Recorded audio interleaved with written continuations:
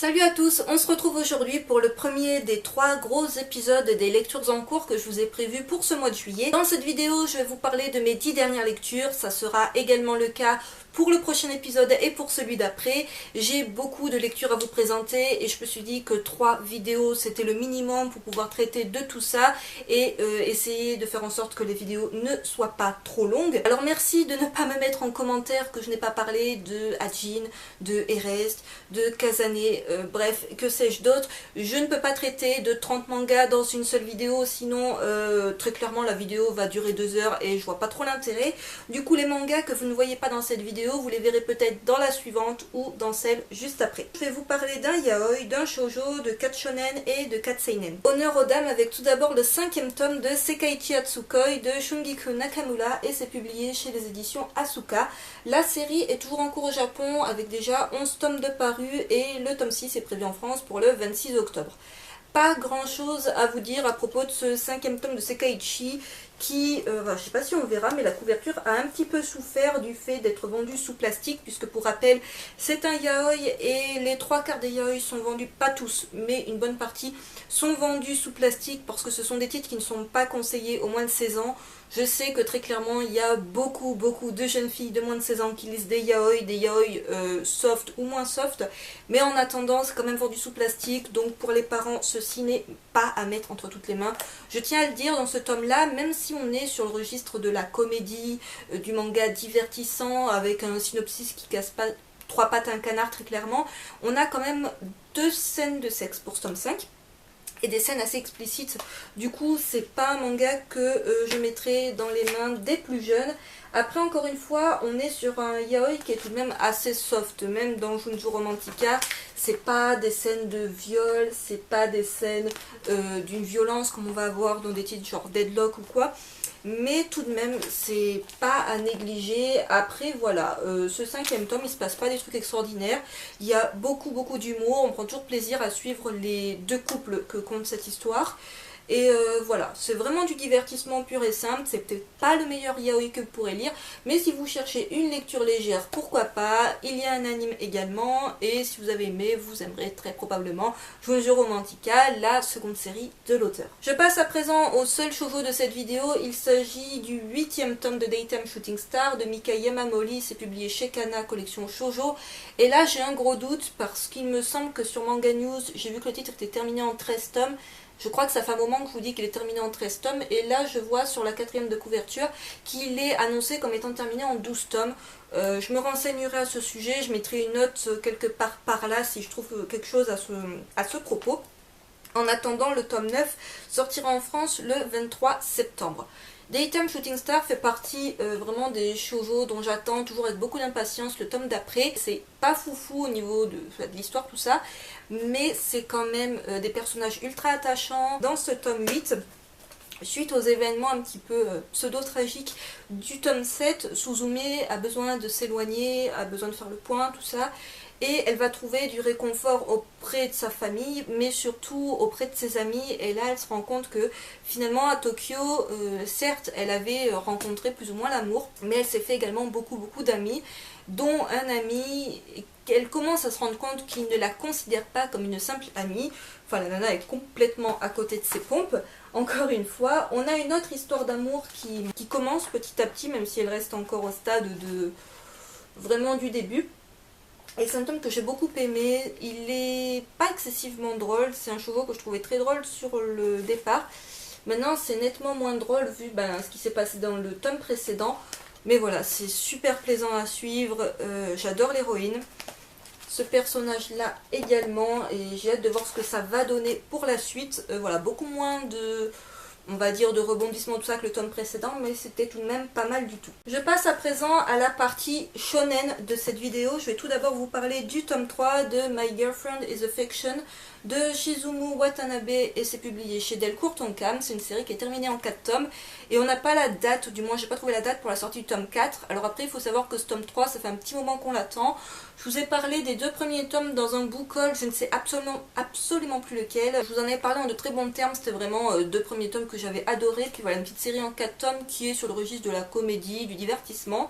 Et dans ce tome 3, On a déjà des révélations. Alors après, j'ai du mal à me dire que la série va se terminer en 4 tomes parce que très clairement, elle pourrait continuer encore sur plein de tomes. Ça serait pas dérangeant. On n'a pas l'impression qu'on arrive à une quelconque fin et à mon avis, il n'y aura pas de fin remplie vraiment. Enfin, à mon avis, ça sera du happy end, mais ça sera pas un truc de dingue à la fin. Comme vous vous en doutez en voyant la couverture, on est dans un triangle amoureux. Oui, un shonen avec un triangle amoureux. Ça change des shoujo avec les triangles amoureux. On a un nouveau personnage qui se greffe à l'histoire vers la fin de ce tome. Et voilà, on sent venir le personnage, on comprend un petit peu d'où il vient. J'ai hâte de voir le dernier tome, je vous montre la 4e de couverture, qui est bien sympa. Après, c'est pas extraordinaire en soi, mais c'est pas mal, c'est du divertissement, hein, voilà, c'est plus ou moins un espèce de... C'est pas un harem vu qu'il n'y a que 2 nanas, mais c'est assez drôle, voilà. Vraiment, il n'y a pas grand chose à dire, hein. C'est pas un coup de cœur, c'est pas la lecture du siècle, mais si vous cherchez un petit shonen avec un triangle amoureux, pourquoi pas celui-ci? Je trouve qu'on en entend mais carrément pas parler. Alors après, le rythme de parution n'aide pas du tout, c'est pas mal quand même. Ensuite, je passe à quelque chose de beaucoup mieux puisque je vais vous parler du 14e tome de Alice in Borderland de Alohaso, également publié chez Delcourt Tonkam. Alors je sais pas si vous avez remarqué, mais depuis la fusion Delcourt Tonkam, ce sont seulement les tomes anciennement de Tonkam qui ont changé. Tous les tomes Delcourt n'ont pas changé de format, voilà, au cas où on me pose la question. C'est une série terminée en 18 tomes et le tome 15 sortira le 5 octobre. Et le 5 octobre me paraît toujours vachement loin, enfin de toute manière c'est des tomes qui se lisent super vite, la couverture est trop belle et j'avais vraiment hâte de lire. On a la fin du jeu contre le roi de pique, qui est un jeu assez complexe. On va avoir des nouveaux personnages qui vont se greffer à l'histoire et là on a un petit peu du mal à se dire qu'il reste il reste 4 tomes plutôt et on arrive à la fin de l'histoire, mais il y a un truc quand même qui fait qu'on se rend compte qu'on est à la fin de l'histoire, c'est qu'on a l'annonce à la fin du tome qu'en fait les personnages rentrent dans le dernier jeu, le tout dernier jeu, et après suite à ce jeu là ils pourront ceux qui gagneront pourront rentrer chez eux visiblement, enfin c'est pas dit très clairement mais ça c'est ce que tout le monde comprend. Donc c'est le jeu contre le roi de pique est vraiment super intéressant. Il y a encore une fois toujours des flashbacks, j'aime beaucoup les flashbacks dans les mangas, surtout quand ils sont utiles, voilà, parce que parfois on vous bombarde de flashbacks inutiles qui vous perdent complètement dans l'histoire principale. Là c'est des flashbacks franchement utiles sur justement le personnage de ce fameux roi de pique qui est genre le gars à abattre et qui en même temps abat un petit peu tout le monde, qui paraît complètement invincible et on a envie un peu de comprendre de qui il s'agit, donc ça on le découvre dans ce tome 14. Et après voilà, il y a un nouveau personnage, parce que l'autre c'est juste un personnage qui revient du passé. C'est un très bon tome, on comprend qu'on rentre dans la phase finale du manga et même si ça se ressent pas, hein, qu'il reste 4 tomes, j'ai quand même super hâte de voir la suite. Il n'y a pas d'anime, mais il y a un OAV, il me semble, une série d'OAV. Donc foncez les yeux fermés, ça c'est best survival game ever, je ne cesse de le dire. Du très lourd là encore, je vais vous parler du 16e tome de Prisonnier Riku, le boxeur à la gueule d'ange de Shinobu Seguchi, c'est publié chez Akata. La série est toujours en cours au Japon avec déjà 28 tomes de parus. Le tome 17 sortira le 8 septembre et le tome 18 le 10 novembre. Donc oui, grosse série. Dans ce tome, plein de choses, mais il y a toujours plein de choses dans les tomes de Prisonnier Riku. Il n'y a pas un tome où vous vous dites ouais on n'apprend rien, ça avance très moyennement. Là déjà ce personnage là il va avoir une importance, mais à un moment donné une importance capitale, et ça va être une scène que je trouve juste ultra stressante si on se met à sa place, et il y a franchement personne qui a envie d'être à sa place.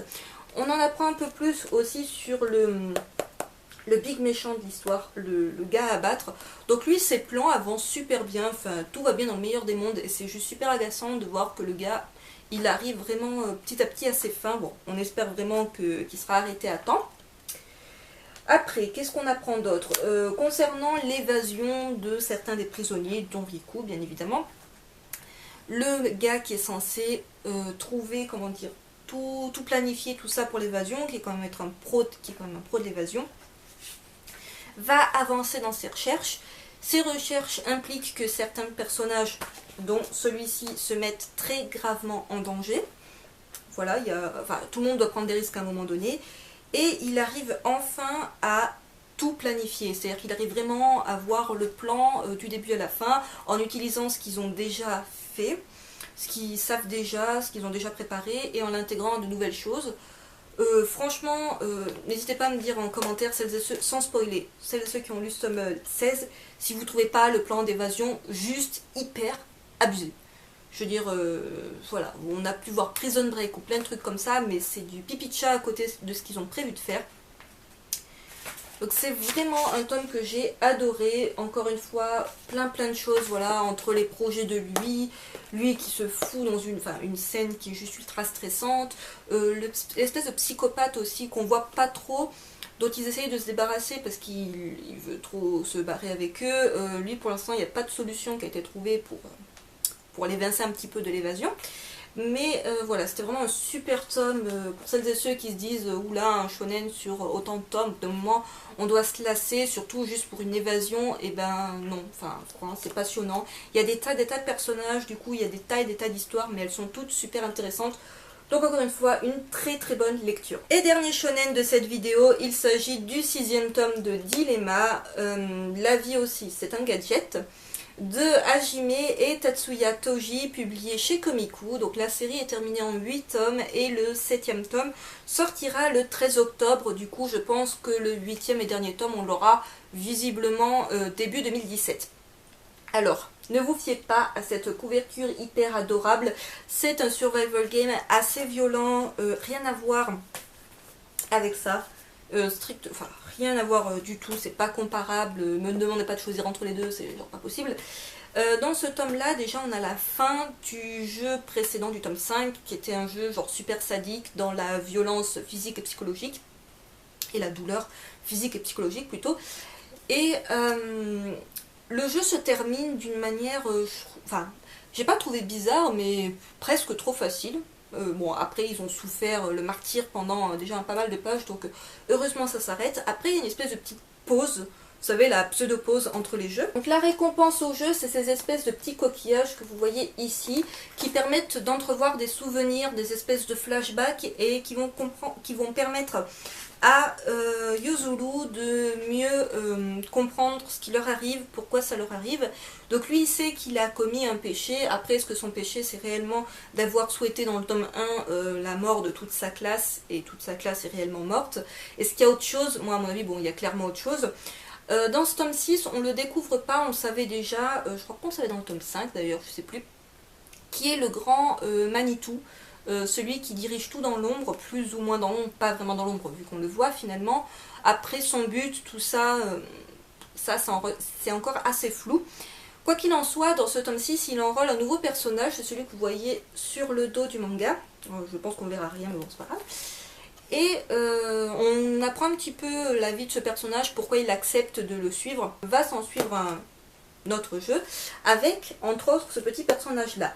Et là ils ont l'impression que le jeu est genre hyper gentil, hyper adorable, hyper easy comparé à ce qu'ils ont vécu genre juste avant, mais il n'en est strictement rien. Ils ne savent absolument pas ce qui les attend. Voilà, ce petit personnage que vous voyez sur la couverture. Ils s'attendent vraiment à un truc mais tout bête, et même s'ils perdent au cas où, bah, c'est pas grave parce qu'il n'y aura pas de mort, il n'y aura pas de blessés, ou du moins pas directement. Et en fait, ils se rendent pas compte que la situation dégénère dans... Enfin, les dernières pages de ce tome, elles sont complètement barrées. Et ils savent pas du tout ce qui les attend pour le tome 7. Et là, j'ai trop hâte de voir ce qui va se passer.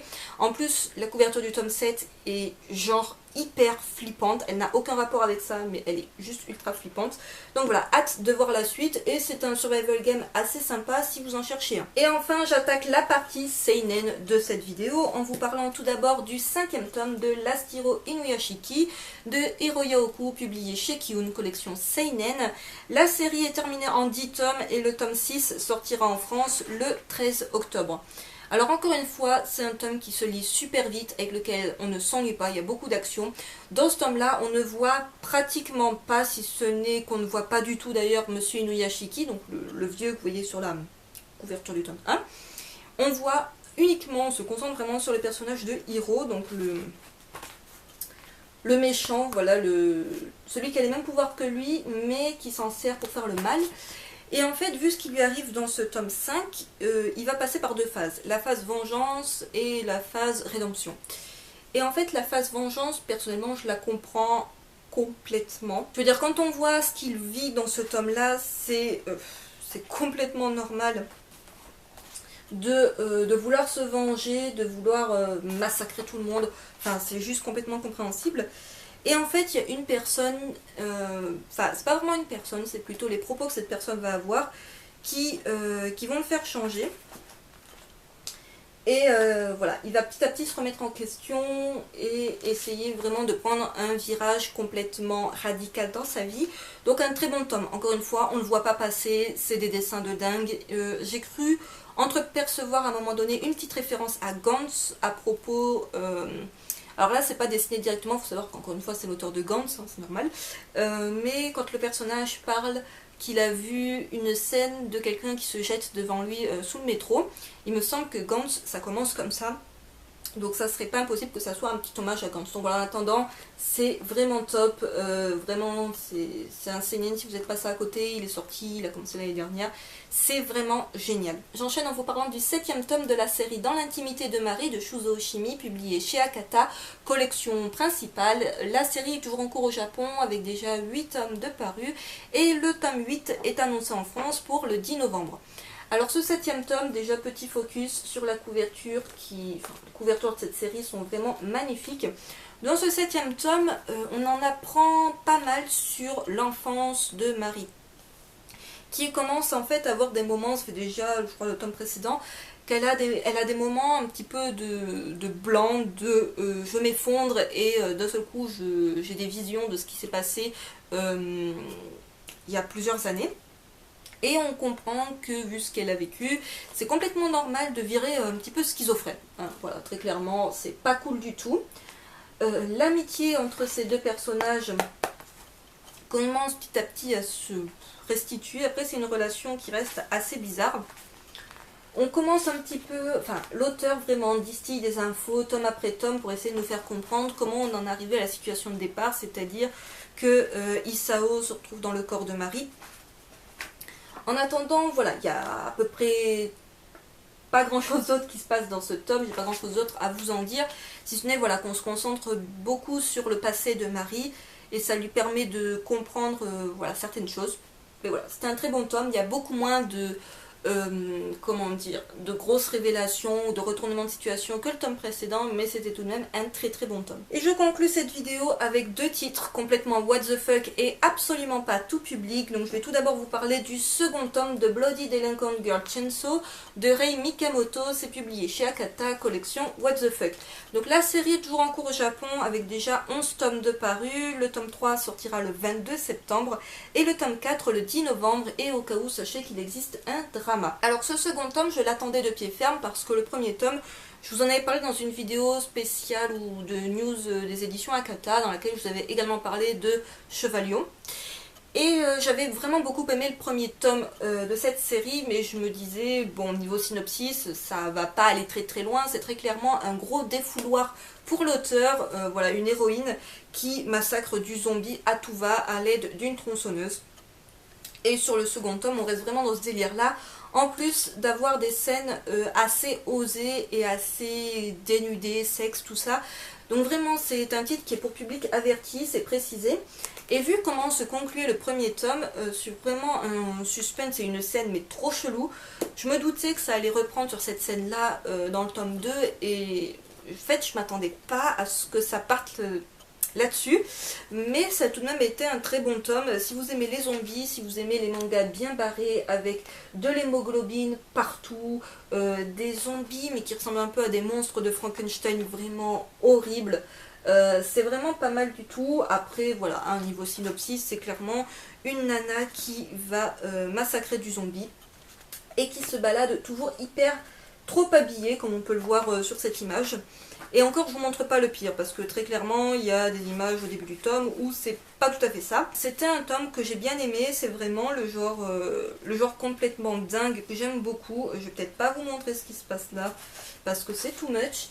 Voilà, une dernière illustration, donc c'est franchement top si vous cherchez un délire complètement what the fuck, avec du zombie, beaucoup de boobs, de l'hémoglobine, il vous faut ce titre. Et je conclus cette vidéo avec un titre tout aussi what the fuck que Bloody Delinquent Girl Chainsaw. Il s'agit du 9e tome de Prison School de Akira Ilamoto, c'est publié chez Soleil Manga. La série est toujours encore au Japon avec 22 tomes de parus, je crois, déjà quelque chose comme ça. Le tome 10 est annoncé en France pour le 26 octobre. Déjà petit focus sur cette couverture, vraiment je suis hyper fan des couleurs, enfin voilà, du vert de cette couverture. Très très belle couverture. On découvre ce nouveau personnage dans ce tome 9, mais il y a tellement de choses en fait, ce tome 9 est génialissime. Déjà, on assiste au jour du jugement dernier, qui est arrivé pour le groupe de garçons. Alors on va savoir ce qui leur arrive, est-ce qu'ils vont être ou pas virés de l'école, ça je vous laisse le découvrir. Bien entendu, vu que la série fait 22 tomes et qu'ils sont un petit peu au cœur de l'histoire, vous vous en doutez qu'au tome 9, ils vont pas aller bien loin. Et surtout, on a un espèce de retournement de situation. Et c'est quand on voit ce qui va se passer dans le tome 10, mais j'ai trop hâte de voir le tome 10 parce que ça va être génialissime. Comment vous appelez ça? Le conseil clandestin, je suis pas sûre qu'on appelle ça comme ça, mais en gros, il va être complètement chamboulé et ça va être très intéressant à suivre. Nouveau personnage qui va avoir son importance dans ce tome 9, mais qui va donner lieu à des situations juste... Enfin, la nana, c'est même pas qu'elle provoque à chaque fois un effet papillon dès qu'elle rentre en scène, mais c'est complètement dingue. Donc voilà, quelques illustrations, je vous les choisis bien parce que là encore, on est sur un titre qui est pour public averti, qui est interdit, enfin, non conseillé au moins de 16 ans. Un très bon titre, un très bon tome encore une fois, c'est très barré, c'est un humour pervers qui n'est absolument pas conseillé... J'en ai un peu marre de vous dire que c'est pas conseillé aux plus jeunes parce que ça me paraît complètement logique. Mais bon, je préfère le repréciser encore une fois. Donc voilà, une très bonne série avec beaucoup d'humour et un scénario qui est franchement pas mal, même si voilà, on voit énormément de boobs en premier plan. C'est tout de même pas seulement du fan service, il y a quand même un bon scénario derrière et ça vaut le détour. Cette vidéo est à présent terminée, j'espère qu'elle vous aura plu. N'hésitez pas à me dire en commentaire ce que vous en avez pensé, à me dire s'il y a certains des titres que j'ai présentés dans cette vidéo que vous avez lus, votre avis à leur sujet, et n'hésitez pas non plus à me dire s'il y a certains des titres que j'ai présentés dans cette vidéo qui vous donnent peut-être envie. Sur ce, je vous retrouve très vite pour une prochaine vidéo. Bye!